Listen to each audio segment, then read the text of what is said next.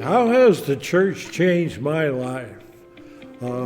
I've got a difficult time answering that.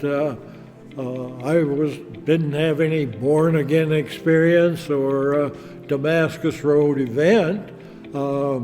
I just was born in the church and have always been part of it. I confess I may have strayed from it, but never got too far. We've all heard the phrase, all I needed to know I learned in kindergarten. I'd like to rephrase that to something like, all I really needed to know I learned in my family and in Sunday school. I must say that I have been really touched by Austin and Sarah's sermon series, the Better Together, primarily because the most meaningful times in my life, events in my life, have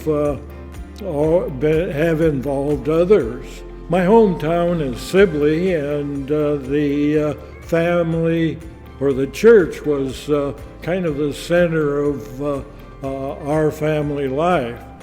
Although we never missed a Sunday, I remember little about the sermons. What really stands out for me, though, were the hymns and the offerings. And probably this is because this is something that a kid could be involved in.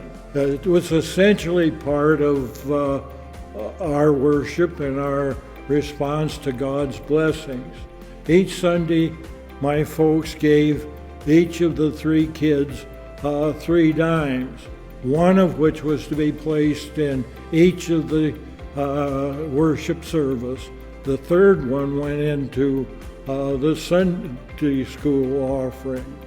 I remember that I always had a sense of joy when I dropped my dime in the plate. My folks made me believe that my dime really made a difference. Now that's kind of laughable in hindsight. Austin and Sarah added another dimension to this equation. Together is better. My dime then is important. It's part of a group.